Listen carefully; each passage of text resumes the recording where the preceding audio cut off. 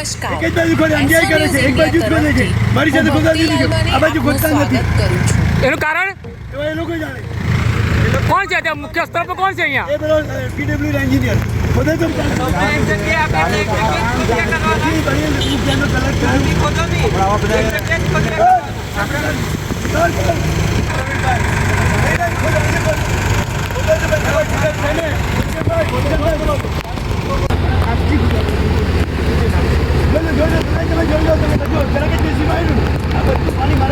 મારા વાલા કાકા મારી વાત સાંભળો. કામ ચાલે છે. અરે પણ ત્યાં રોડ ઉપર તમે આ બાજુ પાણી વધારે છે એટલે પહેલા એવું નથી. આ બાજુથી પાણી આવે છે એટલે અહીંયા પાણી વધારે છે. આપણે પહેલા અત્યારે હાલની પરિસ્થિતિને ધ્યાને લઈને વધારે પાણી જે બાજુથી નિકાલ થાય છે એ મુજબ આપણે કામ કરીએ છીએ. આપણે બંને સાઈડ પાણી નિકાલની વ્યવસ્થા સંપૂર્ણ કરવાની છે.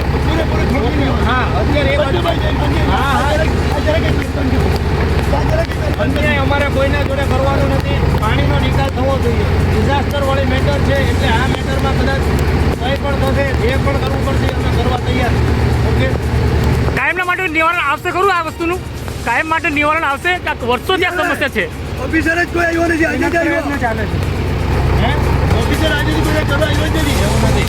અમે ચોમાસા પહેલા પણ આવેલા હતા. મરોલી વિસ્તારના માર્ગ અને મકાન વિભાગ નવસારીના વિવિધ પ્રોજેક્ટોને લઈને સ્થાનિકોમાં સતત અસંતોષ જોવા મળી રહ્યો છે. સ્થાનિકોનું કહેવું છે કે વારંવાર લેખિત અને મૌખિક રજૂઆતો કરવા છતાં મૂળભૂત સમસ્યાઓના કાયમી ઉકેલ તરફ પૂરતું ધ્યાન આપવામાં આવતું નથી. તાજેતરમાં ભારે વરસાદ દરમિયાન મહુવર કોળી સમાજવાડી વિસ્તારમાં ફરી એકવાર પાણી ભરવાની સ્થિતિ સર્જાતા લોકોમાં રોષ ફેલાયો હતો.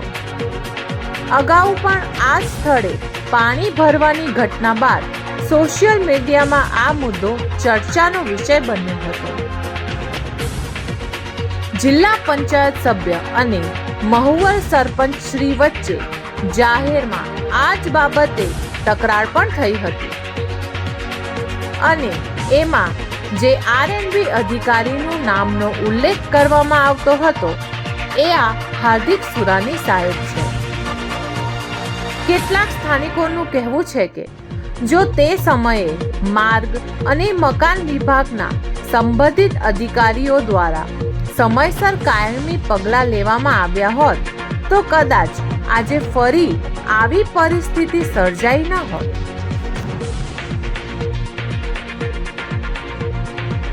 સ્થાનિકો એવો પણ પ્રશ્ન ઉઠાવી રહ્યા છે કે છેલ્લા 20 થી 25 વર્ષથી વરસાદી પાણીના નિકાલ માટે કાયમી આયોજન કેમ થઈ શક્યું નથી?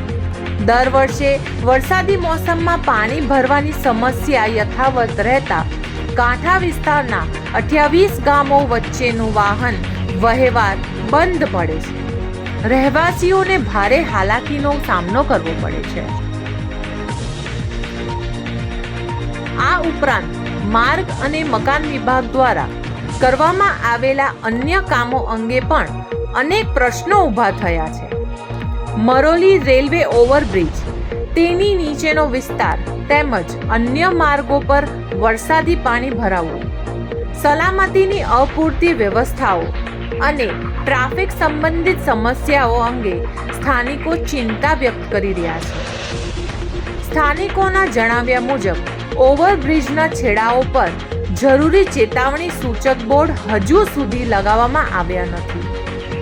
ઉપરાંત અલીફનગર પાસે બનાવવામાં આવેલ યુ ટર્ન નજીક સ્પીડ બ્રેકર અથવા અન્ય ટ્રાફિક સલામતીના ઉપાયો ન હોવાના કારણે અકસ્માતની શક્યતા વધી રહી હોવાનું પણ જણાવાઈ રહ્યું છે. સ્થાનિકોના જણાવ્યા મુજબ ગામના એક જાગૃત નાગરિક દ્વારા આ મુદ્દે ગુજરાતના મુખ્યમંત્રી તેમજ નવસારી જિલ્લા કલેક્ટરને લેખિત રજૂઆત પણ કરવામાં આવી હતી.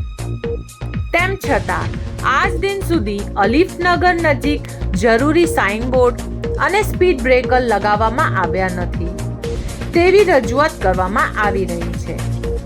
સ્થાનિકોનો પ્રશ્ન છે કે જો લોકહિત અને માર્ગ સલામતીનો આટલો મહત્વનો મુદ્દો છે તો જરૂરી કામગીરીમાં વિલંબ શા માટે થઈ રહ્યો છે?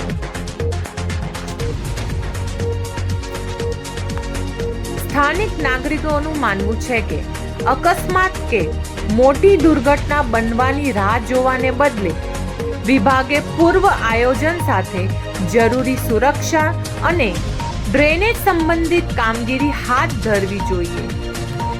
લોકો આશા રાખી રહ્યા છે કે સંબંધિત અધિકારીઓ સ્થળની મુલાકાત લઈ તમામ સમસ્યાઓનું તાત્કાલિક નિરાકરણ લાવશે, જેથી ભવિષ્યમાં જાનમાલનું નુકસાન ટાળી શકાય.